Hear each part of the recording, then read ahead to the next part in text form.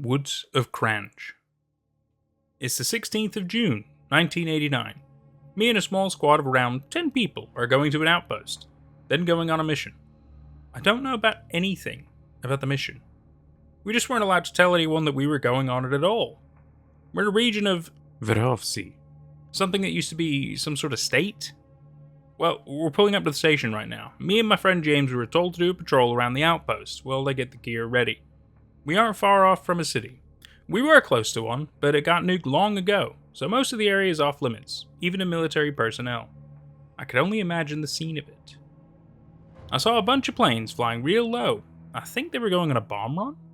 Which would be weird, considering that there are barely any rebels here. After a horrible 2-hour patrol, we finally got back to the outpost. We had dinner and were told to get a good rest because we're going on the mission tomorrow. And I'm really excited. 2 choppers will come pick us up. I've never flown on those before. They're here. The last squad got off and they seemed quite happy, like nothing serious happened. Even though it's supposed to be a top-level scary mission, so much so that they call the first heli drop a hell dive. Luckily, I am on the 3rd chopper. One of the men gave me a sketch. He was smiling a lot. It was almost a bit eerie.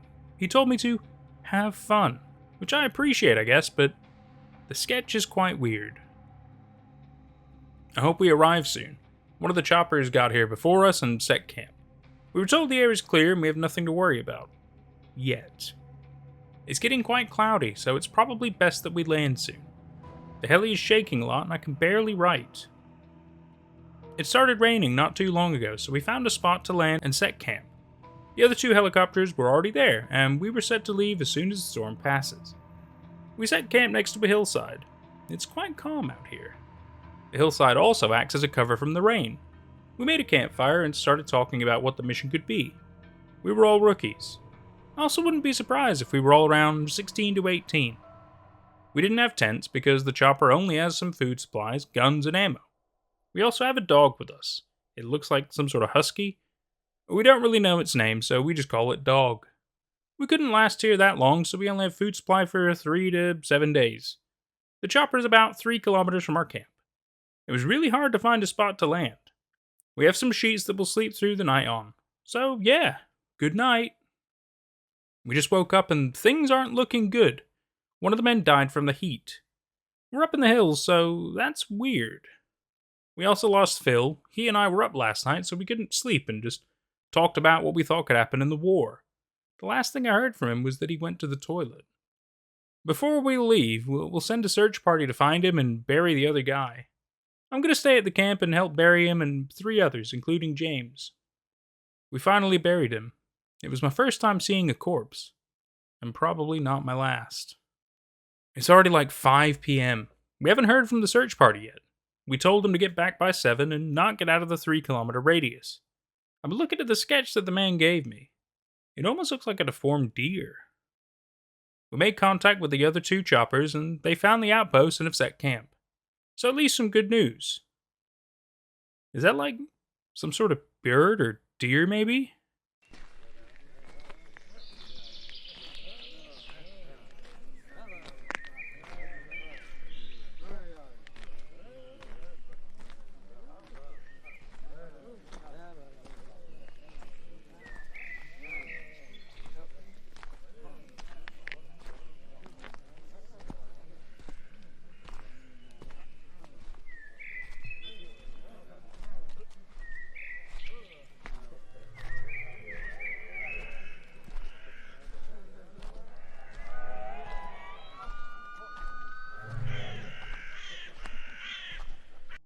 I was told to be the radio guy with the other 2 squads.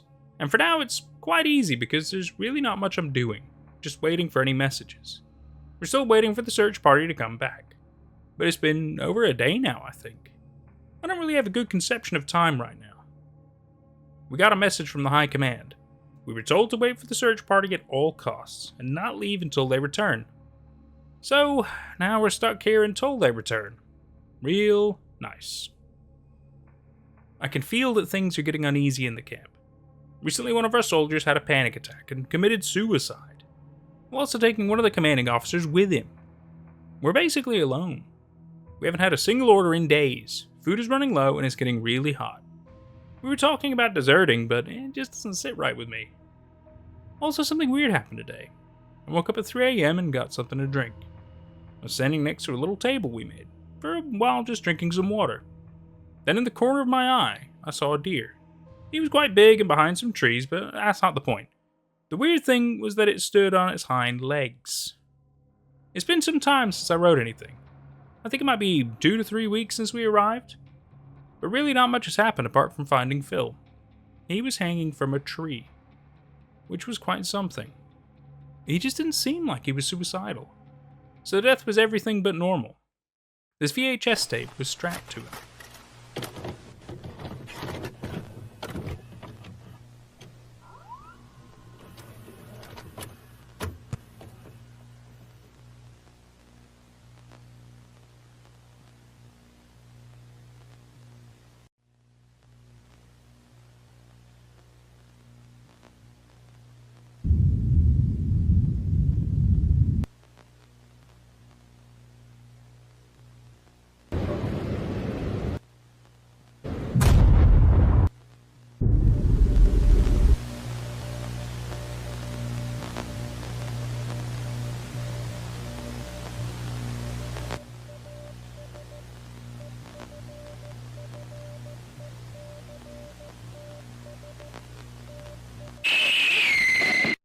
We finally got a message from the other squad.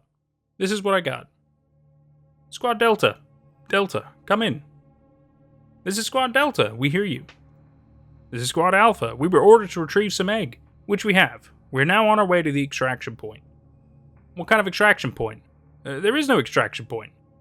Squad Alpha, can you read me? Alpha, come in. This was the conversation. Or at least what I understood. I feel something weird is going on with it. I mean, the voice was hard to understand and really deep. Also, he was really quiet. I reported the message to my commanding officer.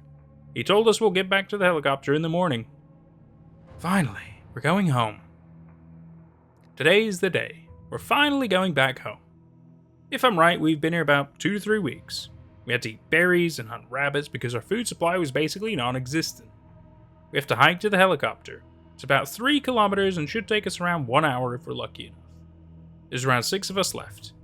It's hard to think that we started with 12 people. We're leaving soon, so I'll try to write, but walking and writing isn't my thing. We've been walking for a while, so we decided to stop for a bit to drink something and find something to eat. We sat down and the dog started whimpering and crying. I looked back and didn't see anything. After a while, I heard the dog cry again and bark at the woods. I turned slowly and saw a tall, dark figure in the forest. It was at least 300 meters away. It was unearthly tall. It looked like the one from the sketch. I brushed it off as a hallucination, but it couldn't be. This time the dog was barking at it. I reported it to my officer and he didn't believe me. Of course. So we kept walking. After walking for hours, I could finally see the helicopter. I ran to it purely out of excitement, but in the corner of my eye, I saw that thing again. This time I froze. It was real. Standing next to a dead person.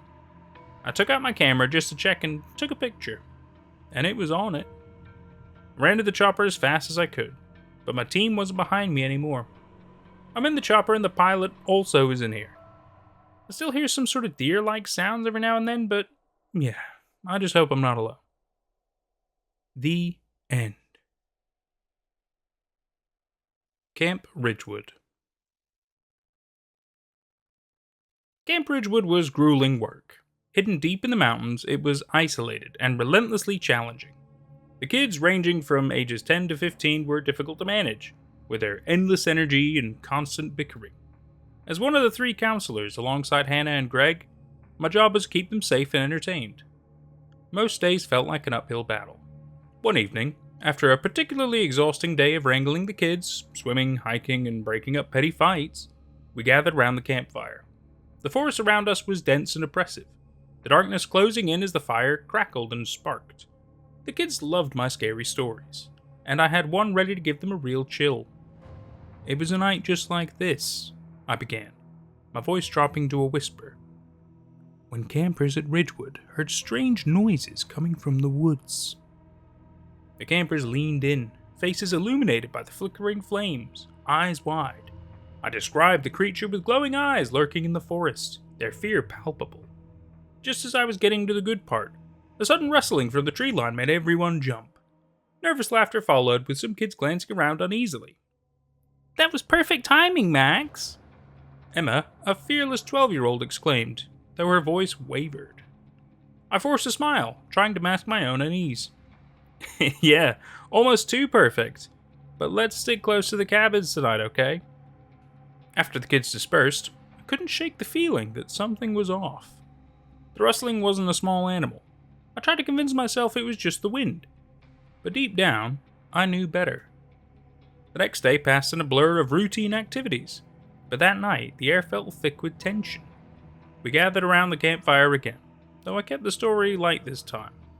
The kids seemed restless, mirroring my own anxiety. Just as I was about to call it a night, I realized Emma and her friend Tim were missing. "Has anyone seen Emma and Tim?" I asked, trying to keep my voice steady. The other campers shook their heads, fear creeping into their eyes. I turned to Hannah. "Stay here with the kids. Greg, you too. I'll go look for them." Hannah shook her head. "No, Max, I'll go with you. 2 pairs of eyes are better than 1. Reluctantly, I agreed. Armed with our flashlights, we ventured into the woods, calling their names. The silence was oppressive, broken only by the occasional snap of a twig underfoot. The further we went, the deeper the dread settled in my bones. We kept moving, the beams of our flashlights darting across the trees. After what felt like an eternity, we found them. My stomach churned at the sight. Emma and Tim's bodies hung grotesquely from a low-hanging branch. Their limbs twisted at unnatural angles. Blood dripped slowly from their wounds, pooling on the forest floor. Their eyes wide open reflected their final moments of terror. A rustling in the bushes drew my attention. My heart stopped as I saw it. A raptor. It stepped silently into the clearing, its feathers rustling softly. The creature was the size of a human, its body covered in iridescent feathers, wings held out to the sides for balance. Though it was clear they were not meant for flight. Its eyes locked onto mine, and I recognized it immediately from the dinosaur books I'd devoured as a kid. The raptor's eyes were cold, calculating. It moved with a predator's grace, silent and deadly. I backed away slowly, trying to keep my breathing steady. As I moved, it followed, a low, almost imperceptible hiss escaping its throat. "Hannah, we need to get back to the camp," I whispered, my voice trembling. She nodded, her eyes wide with fear. We turned and ran, branches whipping at our faces and arms as we stumbled through the underbrush. The image of Emma and Tim's mutilated bodies were seared into my mind. We had to get back to the camp. We had to protect the others. Bursting into the clearing, we shouted for Greg. "We have to barricade ourselves in the cabin, now!" Seeing our frantic state, he didn't question us. We gathered the remaining campers and huddled in the main cabin, barricading the doors and windows. The kids were terrified, their eyes wide and filled with tears. "There's a dangerous animal out there," I explained, my voice shaking. "We need to stay inside and stay quiet until help arrives." The night was a nightmare of snapping twigs and the oppressive feeling of being watched. Whatever was out there was silent but relentless, circling the cabin, searching for a way in. We kept our flashlights trained on the windows, every shadow a potential threat. Just before dawn, the noises stopped. The sudden silence was almost worse, stretching our nerves to the breaking point.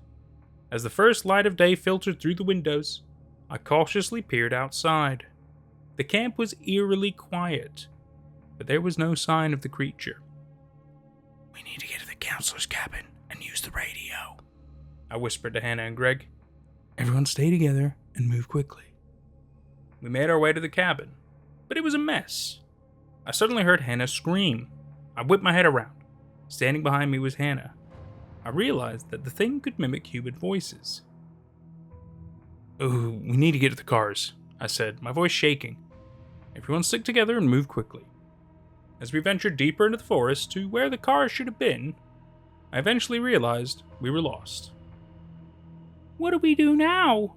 one of the younger campers asked, tears streaming down his face. "We head for the ridge," I decided. "We might get a signal up there. We can call for help." The group moved as quickly as they could, constantly looking over their shoulders.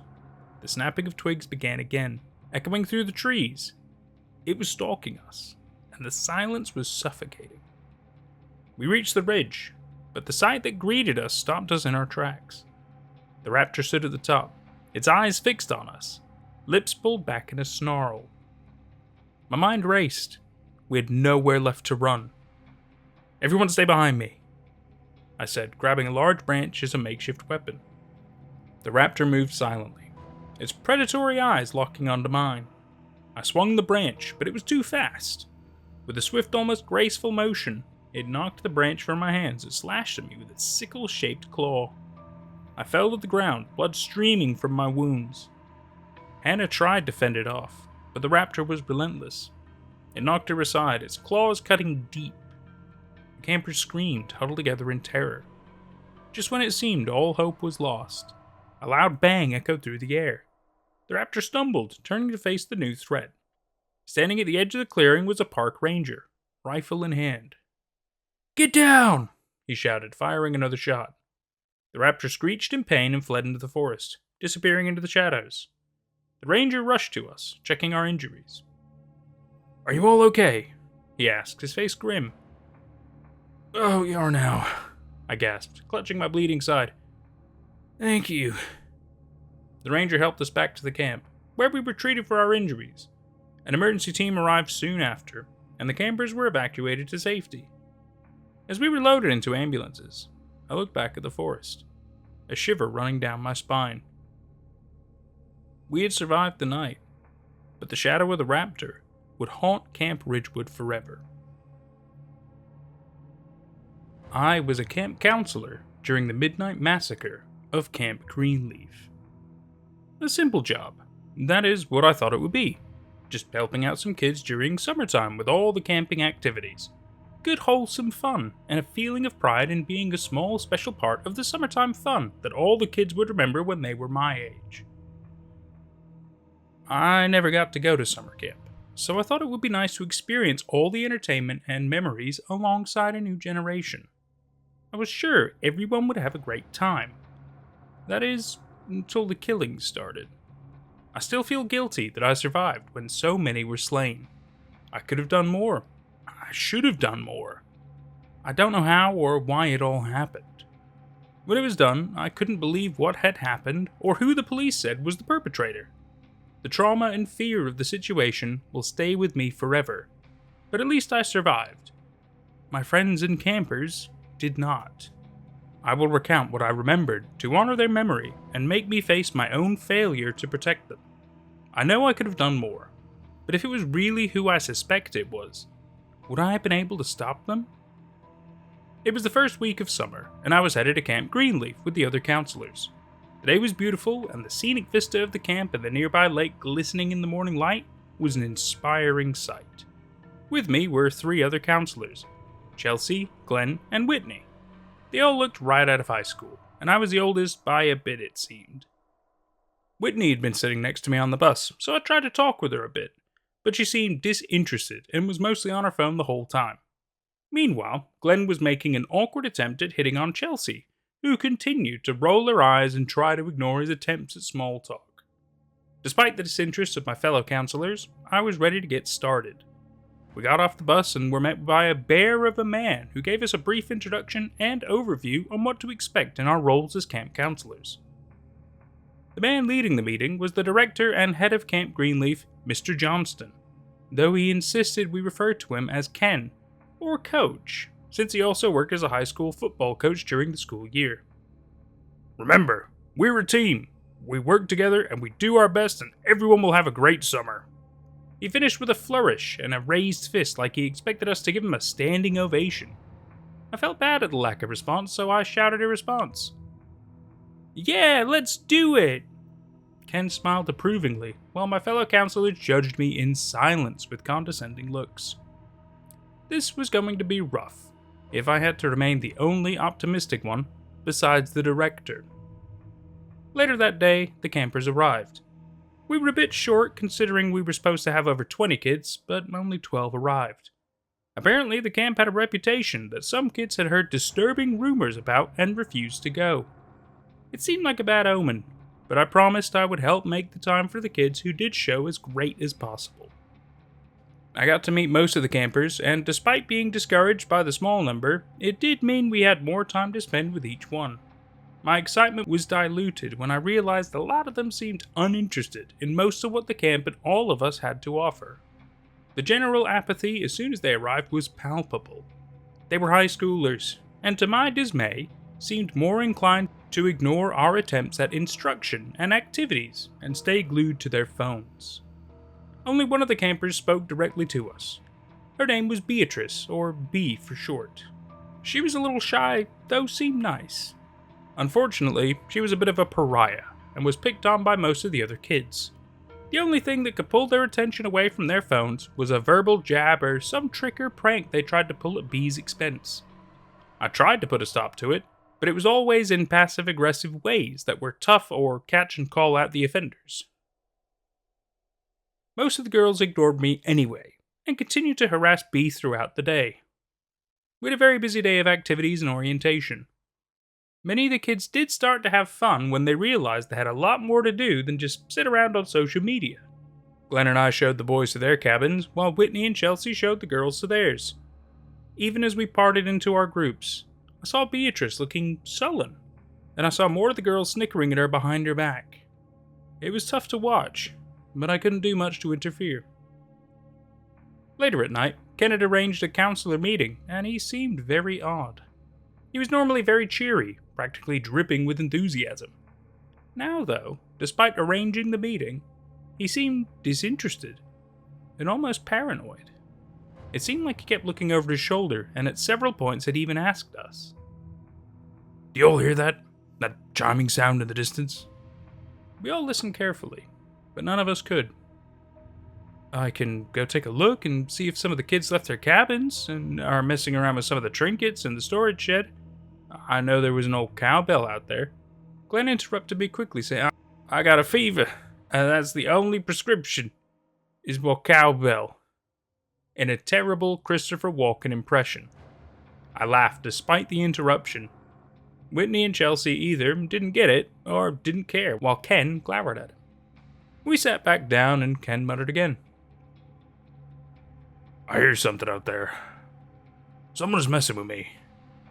We sat in awkward silence for a bit longer, until he told us we could leave without even discussing tomorrow's agenda, which had been the whole reason for the meeting. We all thought it was very strange, but we started for the door. On the way, I thought I saw Ken moving towards a cabinet, and heard the clinking of glass bottles. On the way out, I tried to talk to Whitney and Chelsea about B and the girls bullying her. They seemed distracted by how Ken was acting and brushed me off, saying they would take care of it, though I was not sure if they had really heard me. I gave up the attempt and returned to my cabin. Wasting no time, I put the light out and fell asleep. I don't know how long I was out, but I remember being awoken by an odd chiming sound in the night.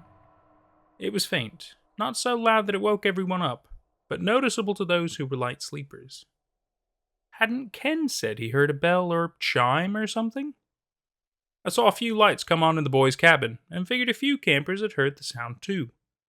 I almost wrote it off, and was about to go back to sleep, when there was a tortured scream heard from the director's cabin. I got up and rushed over to check it out. I was not alone in hearing the sound, and Whitney and Glenn waited with the few campers who were awakened by the commotion, while Chelsea and I went to look inside. It was a bad scene, and we couldn't find Ken anywhere. The cabin had been thrashed, and it looked like a bear had gone through it. The walls were shredded and the furniture smashed. There was no sign of him. I saw a few bottles on the ground near his chair, and thought maybe this was some sort of weird drunken outburst, and maybe he had left to clear his head. That did not explain the terrible damage to the cabin, though. "That drunk bastard left us alone with these kids. What an asshole," Chelsea blurted out, letting her real feelings be known. "Yeah, I don't know what the hell is going on, but it's not good," I responded. We were almost ready to leave empty-handed, but I noticed something strange near the desk. It was an odd little black box that upon closer inspection had been slightly opened. Inside was a soft padded interior, and a recess that looked like it was made for some type of mask. This was really strange. Neither of us knew what the significance was, but I didn't like the chill I felt when I held the box. I could swear I heard an ethereal chime in the distance that beckoned me. Chelsea looked at me, confused and upset. I realized I had been holding the box staring off into space. "Are we leaving or what?" she demanded. I shook my head and came out of the daze and responded, "Oh, sorry, not sure what came over me. Let's go tell the others that Ken's gone." Back outside, we met up with Whitney and Glenn to tell them the news. They were annoyed, but not as surprised, since Glenn had known about Ken's drinking and had even said he would sometimes take random breaks for super long periods of time. He must have figured he was out getting hammered somewhere right now, but I was not so sure. If he was drunk, why wreck his whole office? Why leave in the middle of the night and not finish all his booze here for that matter? None of this felt right. As we considered the problem at hand, we heard a shrill scream from the girls' cabin. Whitney and Chelsea rushed ahead, concern plain on their faces since they had left their wards unattended to look into the matter of the disappearing director. We rushed on and saw the girls had all left the cabin and were standing outside, panicking and screaming. As we got closer, I asked one of them just what had happened, and the only girl who had her wits still intact said that someone killed them. She was horrified, like her friends, but still seemed cogent. So I asked her if she saw what happened. A big man with a creepy mask. He had a weird chime when he stepped. He was holding an axe. She tapered off into sobbing. I tried to comfort her, but it was a bad scene. Other girls had similar accounts. They said someone or something had killed their friends. Glenn tapped me on the shoulder just then and told me that some of the girls said they had seen a large man exit the cabin shortly before the other girls woke up and saw their murdered friends. I heard another scream and saw Chelsea and Whitney emerge from the girls' cabin, ghost white. Chelsea looked dazed and Whitney threw up. "Grace and Sasha are dead," Chelsea muttered, barely able to parse the words through obvious shock and horror. Glenn was trying to comfort Whitney, who was trying to recover. I raised my voice and quickly asserted that, "We need to call the police now. We need to get everyone together in the rec center and lock the doors. Has anyone seen Ken?" There was an awkward pause, and looks back and forth to see if anyone had. Chelsea spoke up again. He got drunk, wrecked his office, and now 2 kids are dead. I don't think we should rule out that he may have been responsible for this," she said with a grim look accompanying the heavy accusation. "Whoa, wait. You think Ken would kill kids? Why would he do that? He's run this camp for 20 years. How and why would he do that?" I asked with shocked disbelief in my tone that disguised the slowly creeping feeling of acceptance in Chelsea's reasoning. I hated to believe it, but maybe she was right, and he had just snapped. Before we could get into a back and forth about Ken and his motives, there was a horrible flash and explosion, and the boys' cabin burst into flames. We raced over to find a raging fire where the cabin had been. A fiery explosion had engulfed it, and to my dawning horror, I realized the boys had still been in there. We hadn't had a chance to bring everyone to the rec cabin like we planned. I clutched my head in my hands and gawked at the horror of the situation when I saw movement near the flaming ruin. It was a tall figure shuffling forward and murmuring something. I thought it was Jacob, one of the taller kids. Then I realized he was too large. I stopped moving forward and stared in disbelief when I saw it was someone else. He was burned by the flames and had what appeared to be a charred blood on his hands and shirt. He held a woodcutting axe in both hands and had a horrible pallid mask on that had a small chime connected to the top like the bobber on an anglerfish. It tinkled when he stomped forward, providing a jarring discordance with the huge figure's thundering footsteps. Glenn stepped forward, brandishing an oar from the canoes, and in a quavering voice told the figure to "Back off! I'm warning you, man, leave us alone." He swung the oar back and forth to illustrate the point. The masked man stopped moving and fell to his knees, clutching his head and letting out a pained scream. Through gritted teeth, we heard the words in an all too familiar voice. Help me, Glenn. Help! We all realized that voice was Ken's. Had he snapped after all? Glenn realized it was the director and moved forward cautiously. Ken was sobbing, now his arms outstretched. Glenn got closer and asked, Mr. Johnston, what happened? What did you do? Before any of us could blink, Ken grabbed Glenn's arm and stuttered out, You all need to leave now. That sound, I can't stop myself. I can't. And his body went momentarily inert like a marionette with its strings cut. Before Glenn could even whisper a response, Ken sat bolt upright and seized Glenn by the throat and lifted him up.